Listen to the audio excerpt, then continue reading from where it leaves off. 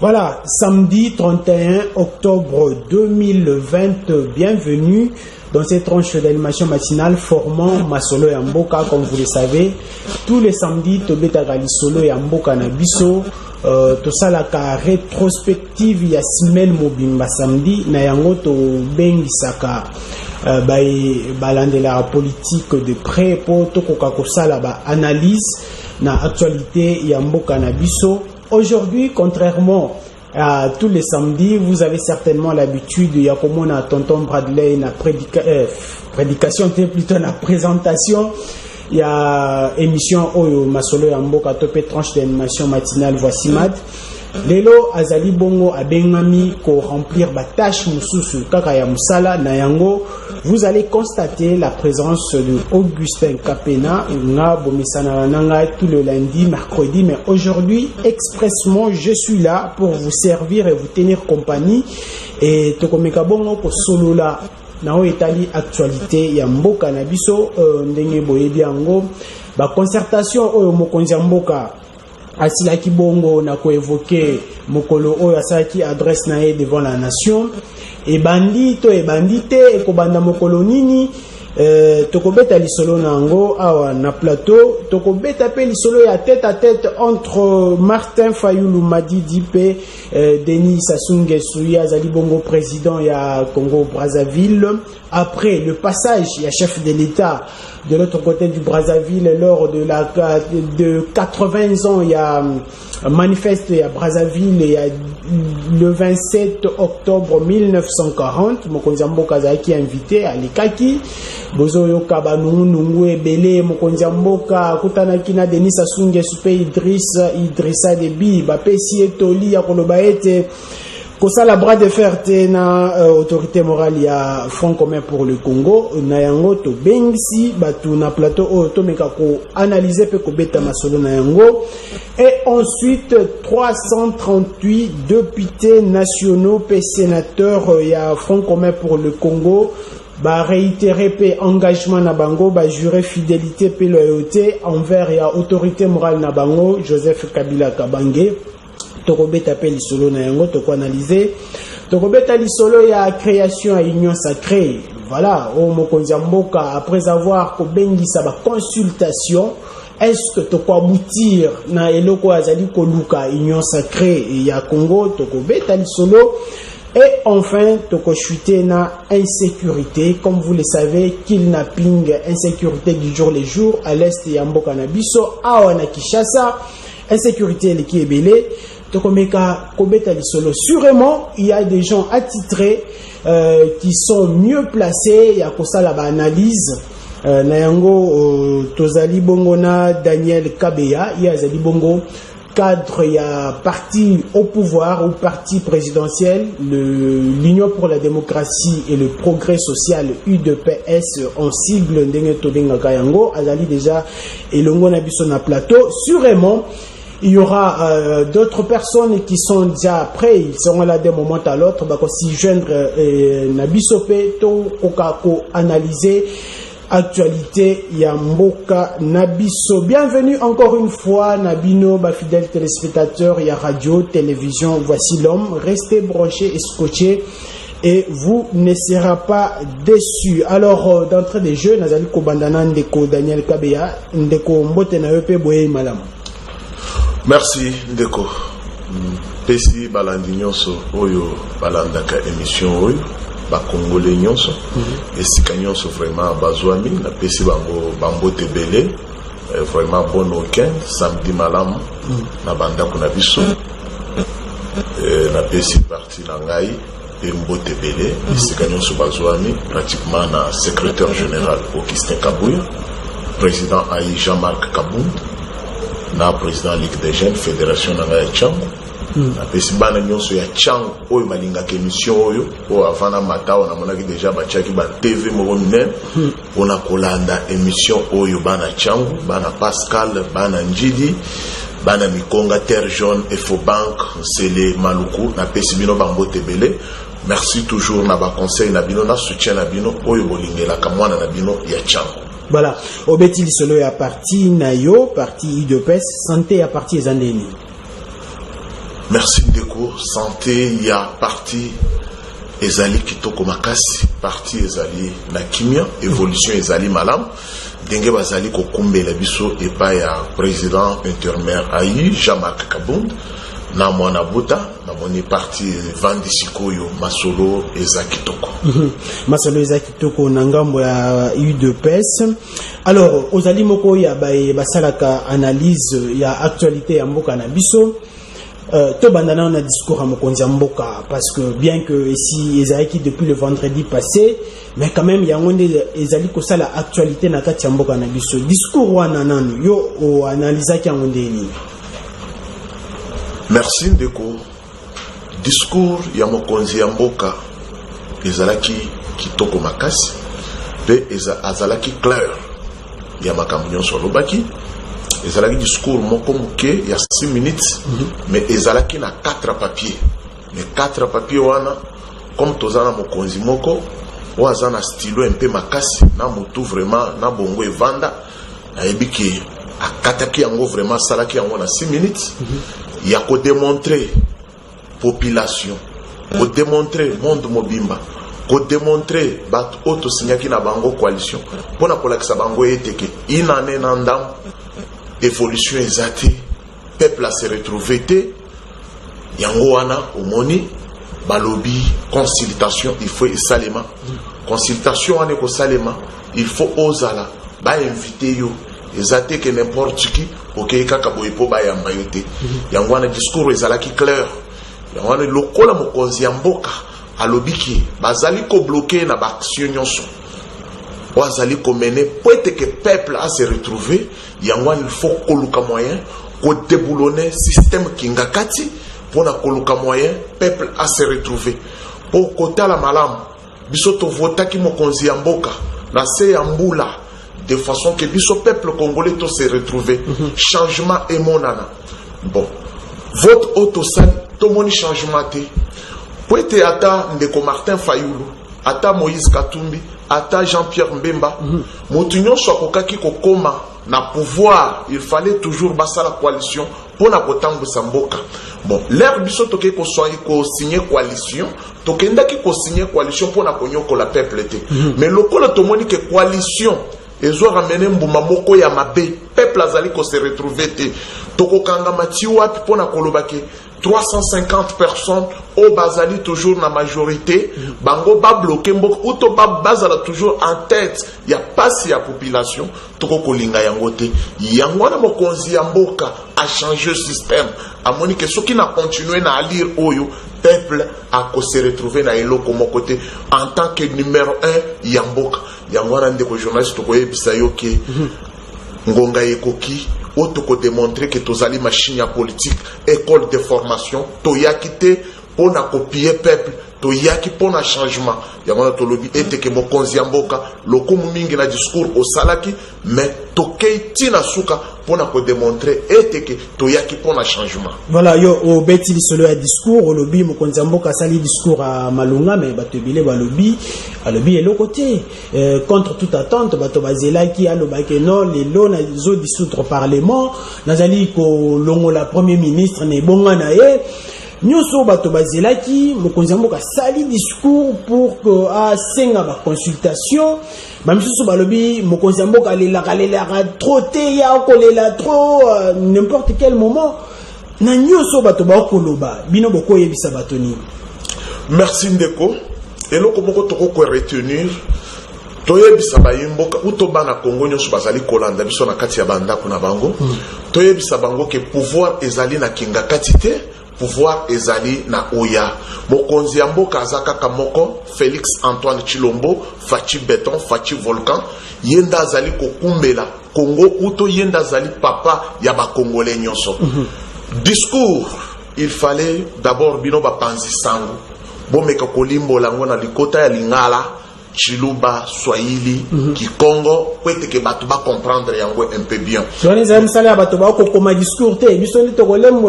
Ok, pour que bino bo sala de façon que population ba yo ke loko malamu eza musala na bino, bato ba koma rapé bazalaka.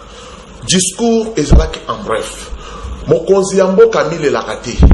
biso na mitan o tozali ko imposer tozana eloko to kosenga ni FCCT puisque ngana benga ka yango FCC blocage mikoloyo de nazali ko benga bango. Le problème est que mokonzi ya mboka azali komilela te soki botali mokonzi ya mboka azalaki na motema malamu atandaki loboko na ye pona koyebisa bana ya Congo oyo balingi mboka ata bandeko bazalaki na kati ya FCC bozala censeur po ete ke toko mboka na lolenge ya malamu. Mais soki otali na ta nyonso mokonzi ya mboka atandaki loboko uto asangana kina bandeko okomona ke balakisi motema malamu ke balingi peuple te. Biso tozali na mokonzi azali komilela te mwana ya nkoyi azali toujours nkoyi.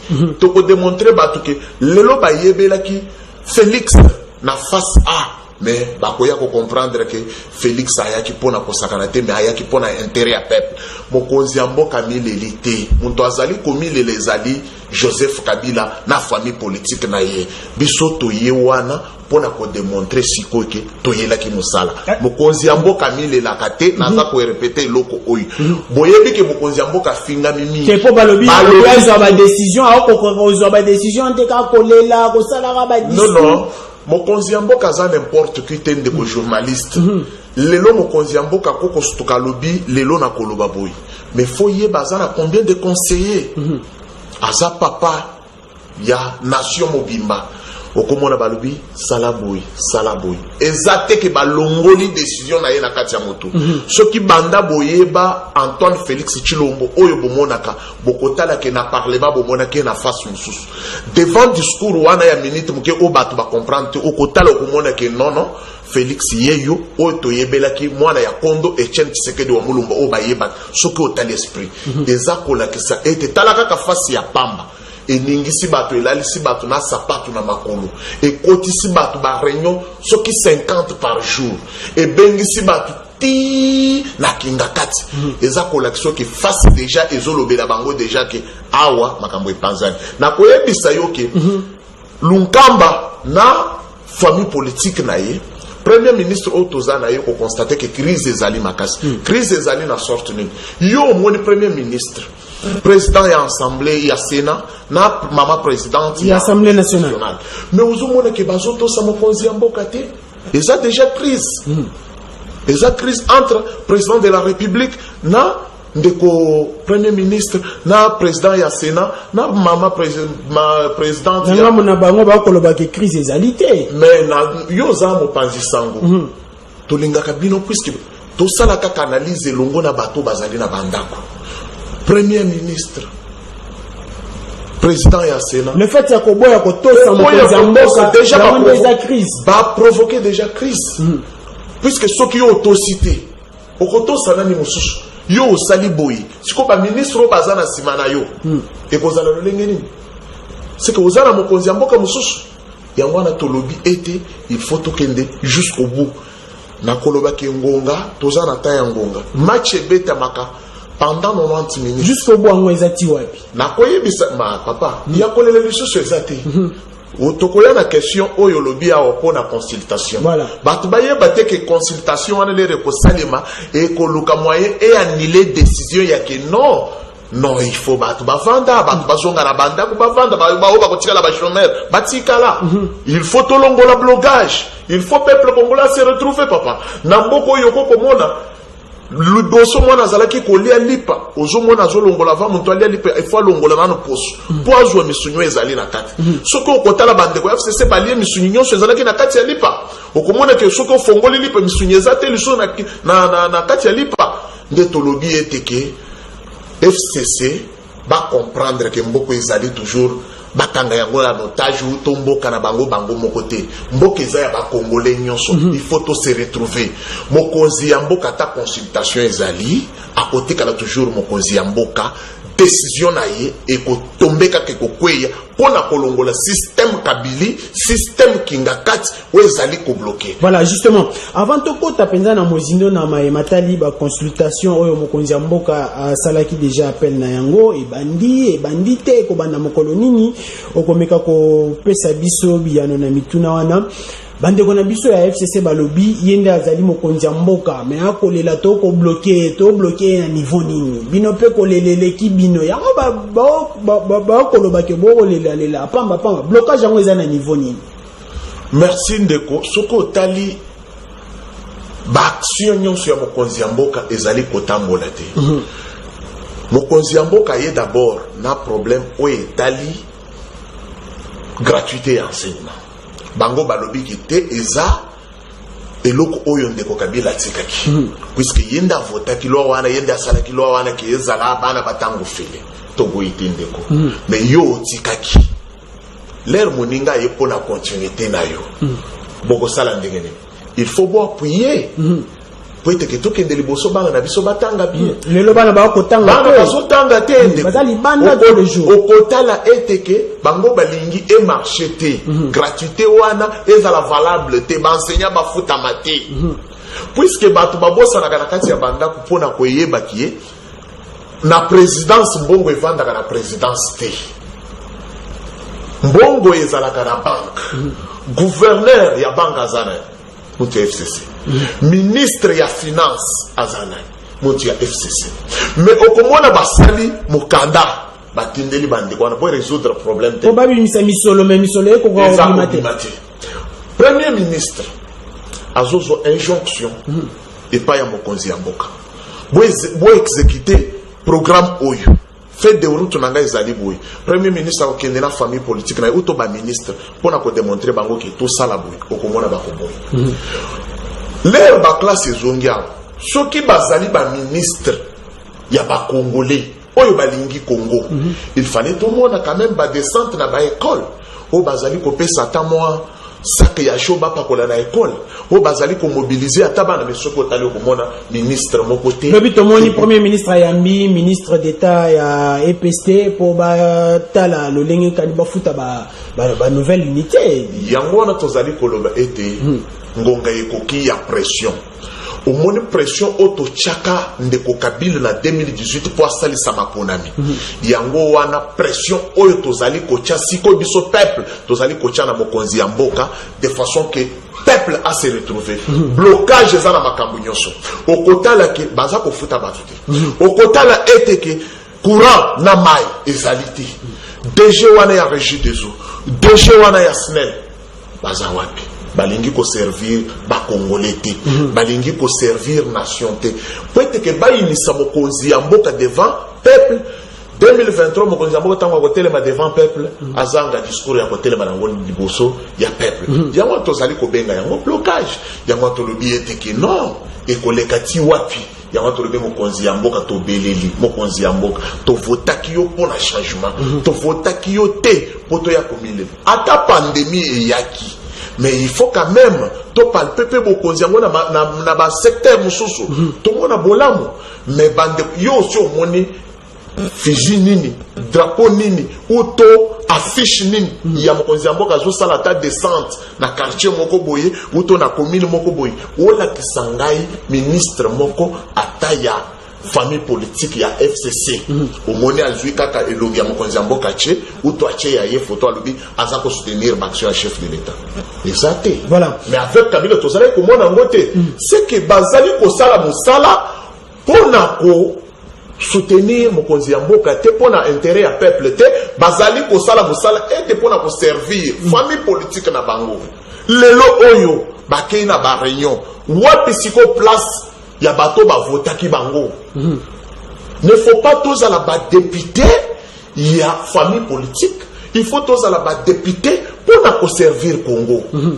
mais autres ali komona lelo ezali grave voilà to beta dans lisolo à consultation et kobanda pe mokolonini est-ce que nasuka ba consultation mokonzi mboka ko sala ezapo bakabola isusu gato merci ndeko mutune ezali yayo biano ezali yangai na yebiki utuninga mutuna moko consultation ezobanda lendi nde mokonzi mboka akobanda consultation na consultation wana ba invitation ici etamboli basi ba pesi mutu na mutu invitation ezali ba kozwa mutu moko o azali lolenge esengeli et ça n'importe qui te akoya na consultation wana consultation et kobanda lendi mokonzi ya mboka akobanda koyamba ba famille politique bato oyo nyonso balingi Congo bato oyo bazana intérêt ya Congo bato oyo bazotambola na vision ya Congo na mituna ba nde ba oyo bakoya oyo bakoboya koya wana baimi ya peuple o bazali kolinga ke Congo etambola te Emile la kaka o bazali ko travailler toujours pona ba famille na bango uto intérêt ya mabumu na bango yango na tolobi mokonzi ya mboka akobanda ko recevoir mokolo alendi mais na mutuna utuninga ya mibale koloba ete consultation wana et comme biso na partage des pouvoirs non tozela l'air mokonzi ya mboka kosilisa consultation ye moko nda kozonga lisusu devant peuple pona ko démontrer eza na ngamba ba congolais ba ko kanisa que mokonzi ya mboka ko bengisa consultation te parce que ye moko pe azali parti ya problème. Comment est-ce que problème a bien pour résoudre problème alors nous sommes en consultation ça ngamba mususu ba ko boycotter ba consultation mususu ba lobi biso to ko kende lolenge kani ekolekana na kati ya mboka biso matali consultation. Merci ndeko toyeba ete ke mokonzi ya mboka zakaka moko ata lero moni peuple azali ko se retrouver te peuple azali komile le koloba azali kolobela nde mokonzi ya mboka bamoni ba ministre te bamoni ba député te yango wana mokonzi ya mboka na lisolo oya kokutana na bana mboka oya koyamba akosala toujours peut-être que à répondre na besoin ya ba peuple yango tolobi ki ezali consultation moko oya koya komema lisusu blocage te bato oyo bamoni ki non tango akoyamba boy biso to ko risquer to koma ba chômeur biso to ko risquer to zwa kao nde bazali koloba diloba loba yango wana biso to lobi ke temps ya blocage esili mokonzi ya mboka azali ko consulter puisque asolo la pena bana mboka ezali te na initiative moko mabe uto loba kete oyo ekomema biso boye ye moko aza problématique non mokonzi ya mboka ko koma problématique ndengene ye garant de la nation magistrat suprême commandant suprême yenda azali na besoin ya kotelema 2023 pour na répondre peuple nyonso akoko sala na mitan oyo po ete ke biso peuple to se retrouver toza na simana yango toko beta yango maboko poso ko yebi okomona lelo samedi okomona ba société civile mususu ba proclamer ki marche na bango lelo pour na soutenir soutien ya vision mokonzi ya mboka ya koloba ete ke alingi kosolola na bana mboka omoni ba leader politique oyo bazali ya minene na mboka oyo otali lokola Charmani Monani Moïse Katumbi Charmani Jean-Pierre Mbemba omona déjà que basali bangonde boko lukabo pour rapprocher tozali koloba ete bango basaliwe pe vision mokonzi ya mboka oeteke ya lisolo omoni baati Kristo Mwabilu oyo okotala ke Kristo Mwabilu quand même tant que le barake batu mususu bazana FCC o bazali koyokela Congo mawa mais ezali bamusu bazali koyokela Congo mawa te bazo travailler pour na intérêt ya famille politique na bango toza ko pesa longonya mingi na batu o bazali ko rejoindre toujours vision ya mokonzi ya mboka ya lisolo courage belé ba intimider bino na elokote pouvoir ezali na kinga katite pouvoir ezali na oya muntu ko bangisa muntu azate muntu to ko banga na Congo awa to ko banga kaka Félix Antoine Tshisekedi Tshilombo yende papa na biso na minute. Voilà, awa mokonzi ya mboka bengisi ba consultation ezapo a se créer majorité na parlement yango bandeko ya FCC ba décrier ba lobi bolingi bossa la débauchage boyi ba biso ba député po bossa la majorité na bino na parlement ou bien ezandeni. Merci ndeko. Mokonzi ya mboka na minute oyo azali na population. Article 5 ya constitution ezoloba ke peuple ezali souverain. Peuple nda azali mokonzi ya ba famille politique nyonso. Peuple nda azali mobali ya mokonzi ya mboka. Bango nde bavota ki bapesa ki manda na mokonzi ya mboka. Bango nde bazali na pression ya koyebisa mokonzi ya mboka kete maye ezali kosalema to sepeli na yango te biso peuple. Ezali te 350 au bazali na parlement. Na minute oyo tokoyebisa yo bozala na majorité ya 338 350 même 400 et ko sali loko moko te mais monto azali garant de la nation, commandant suprême, ou azali bazali kozelaye etandi nyonso ya Congo pour répondre na besoin ya peuple. Yenda azali na liloba ya koloba ya suka avec peuple. Bazo bosana, bazo mibenga ke bazali majorité, mais bazo bosana peuple. Est-ce que peuple ou ezali 88 millions ya ba Congolais? Tout ça déjà au-delà. Mais 350 côté les merabato bazali 88 millions. Et l'eau va au Sana Yangoan. Yango tolobi devant peuple et l'eau va 350 exaté. Mokonziambo kazalinde na peuple la kosale le haut peuple na yazali kosenga. Alors, quand on a aligné la consultation de Mokonziambo ka singaki yango, tomoni Mokonziambo ka ki Brazzaville, ba kendaki une manifestation ya manifeste ya Brazzaville il y a 80 ans, ya manifeste à Brazzaville. Après akutani pena homologue na Denis Sassou Nguesso ba sololi bato ba koloba voilà Denis Sassou Nguesso ba pesi Mokonziambo katoli ya koloba eteke a sursoir makambo ba consultation no kité akoluka mobulu na mboka na prédécesseur na yi. Alors 2 jours ou 24 heures après tomoni ndeko Fayulu pe akatisaki na ngambo ya Brazzaville ba yambie pa Mokonzia Brazza ndeko Denis Sassou Nguesso nini ezali kolekana esika wana. Merci Ndeko. Feuille de route ya Mokonziambo na niveau ya Brazzaville oyebaki yango nyonso invitation à kendela kikuna otalaki yango. N'empêche kabeta masolo mususu dans lobby été Mokonziambo ka feuille de route na ye oyebaki yango. Oyelekani na Brazza bomonaki yango. Bon, soki Mokonziambo ka kosolola na Sassou Nguesso azali collègue naye akokotali se lo lenge pembo kezali kotambola. OK. Bon, oyo ba beti entre bango na bango ngai na yo to ebité. Mais Sassou Nguesso baza quand même ba mikolo oyo ba diriger pemboka ba tupe ya maye. Wa bambule bele. Passage azalo kola côté ya okotala ki azalo kola papa ya Félix. Il faut permettre démontrer que Félix a démontré que talamboka talabou talabanda na zana pouvoir boui. Non azali pena mo à dire. Devant Félix Pakoko Yok, mais maïbe tamina katikati to yebi yangote. Mais le problème nyons tozali kopete la masolo, quel que soit déplacement ya Mokonziambo, ezali pona kolongola FCC blocage. Tolingi kolongola katena na bango de façon que Congo et Kendeliboso Congo et se retrouver pour l'intérêt à peuple. Yangwana bozali komona Mokonziambo azali kolala pongite, azali koluka de façon ndenge nini akoki kolongola toujours blocage wana peut-être qu'à servir ba Congolais. Koyamba o bayambi ndeko Fayulu na Congo Brazzaville pa Mokonziambo ka Denis Sassou Nguesso. Est-ce que ezali ko annoncer rapprochement entre ndeko Félix Tshisekedi na ndeko Fayulu? Oui, Martin Fayulu azali congolais, comme ngai,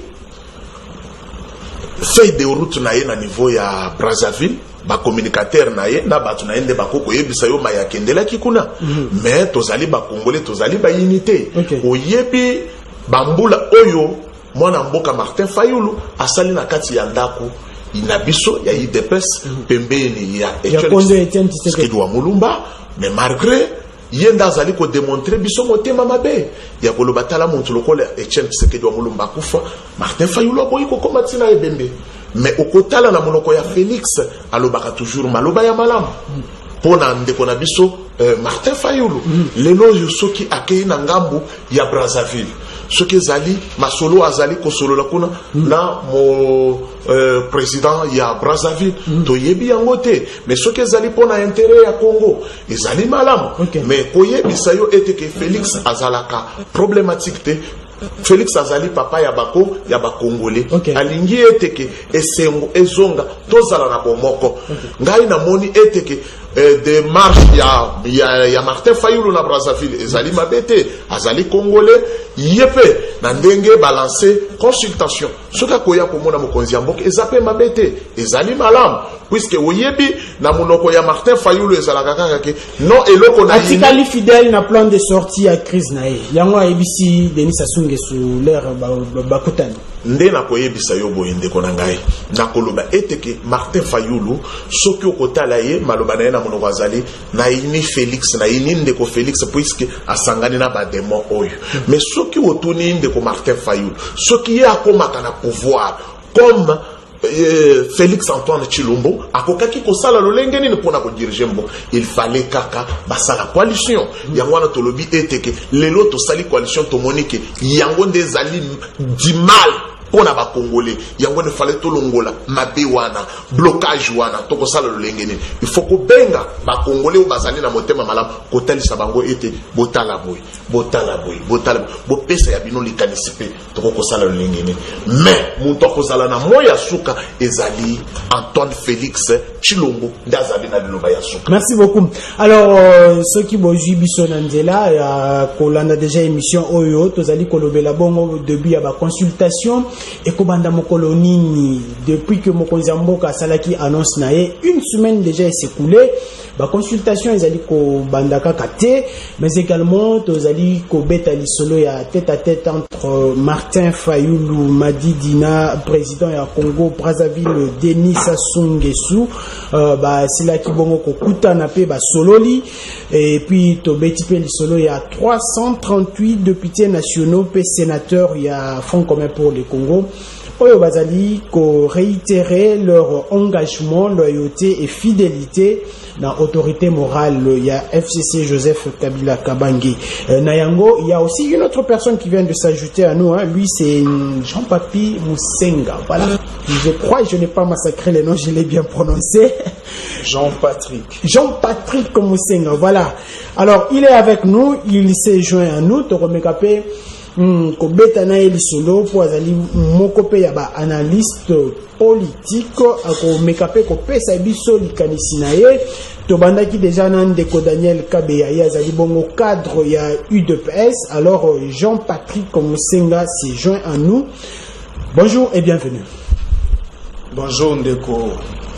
Merci pour l'invitation à eux. Santé zalindeli. Tosto mesana encore osuna. Kolazo sunga wana ezali santé na yo bongo santé ya mboka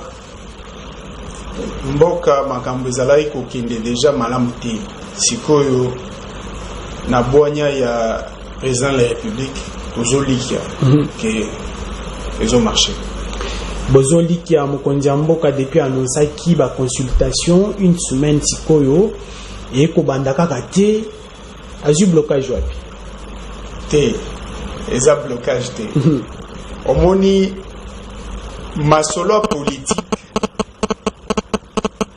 biso to compara kango lokola planification. OK. Omoni bakoki ko annoncer likambo.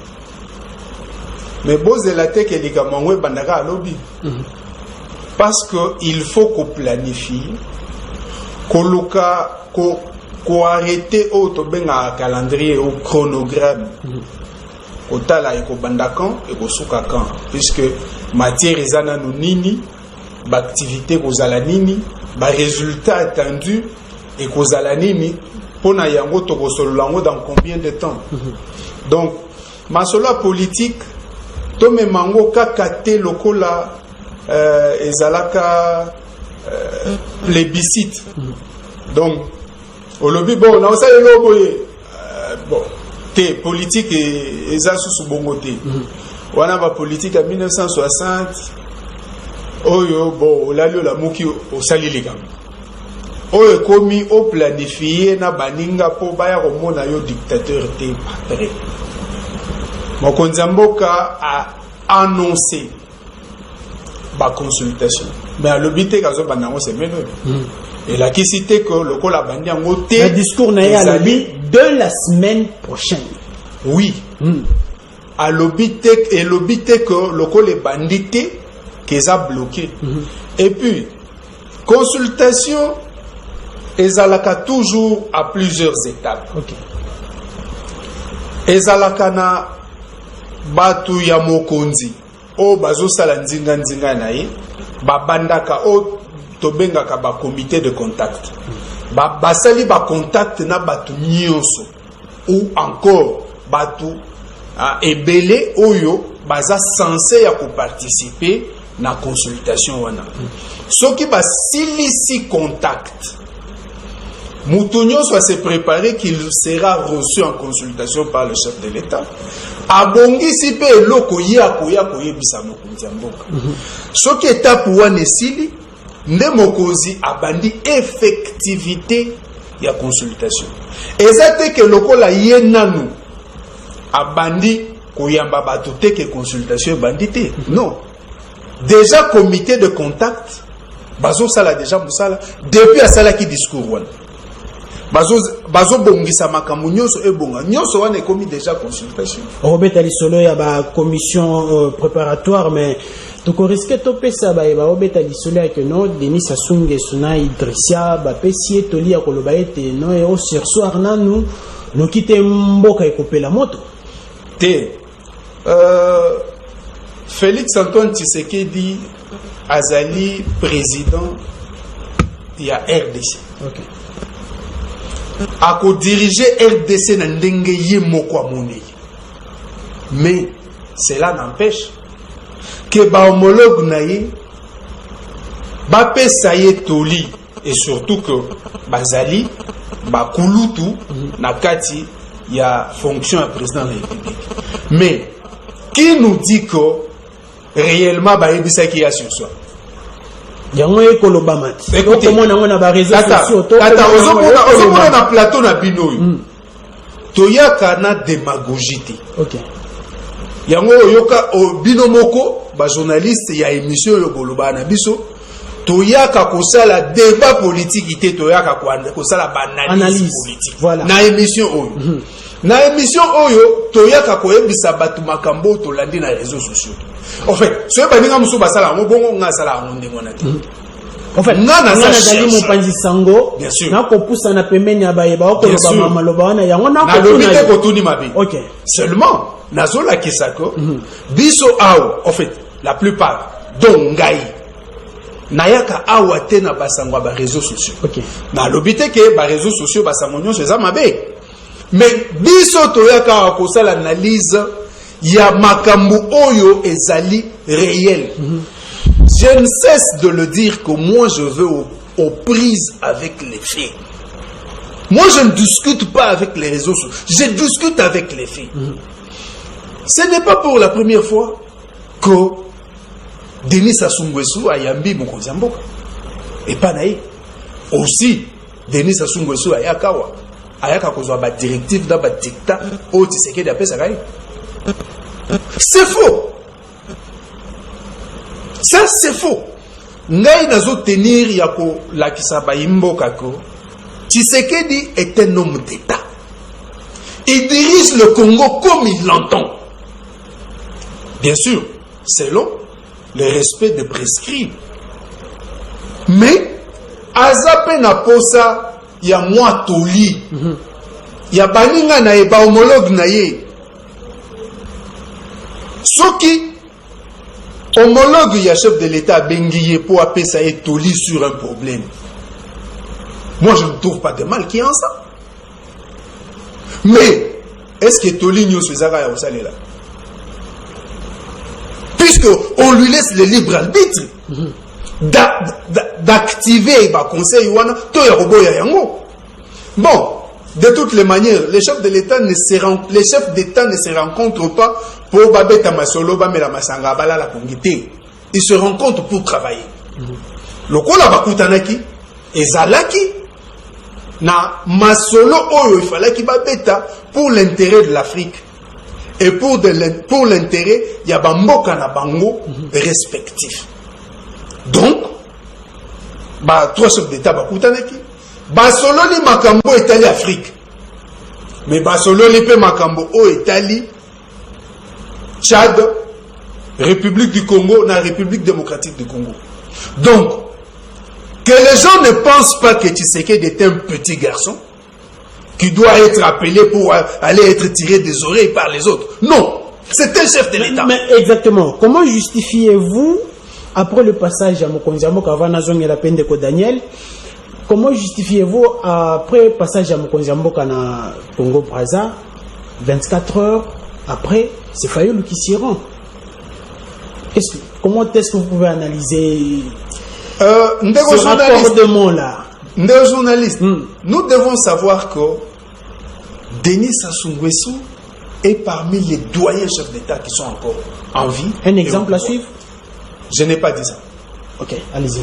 C'est parmi les doyens. Et les doyens, même s'ils sont mauvais, ils détiennent une expertise. Et puis, lorsque ça brûle en RDC, ça soit à cause de la Kimiate.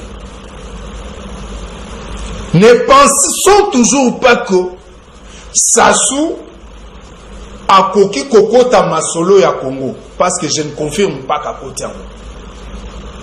Je n'ai pas encore des éléments. Tokoki kokanisa kaka teke Sassou a kokota masolo à Congo pour l'intérêt à Congo. Non. C'est d'abord pour son intérêt, lui et son peuple. Puisque quand ça va brûler en RDC, et pas na Bango, vous allez Kimiate.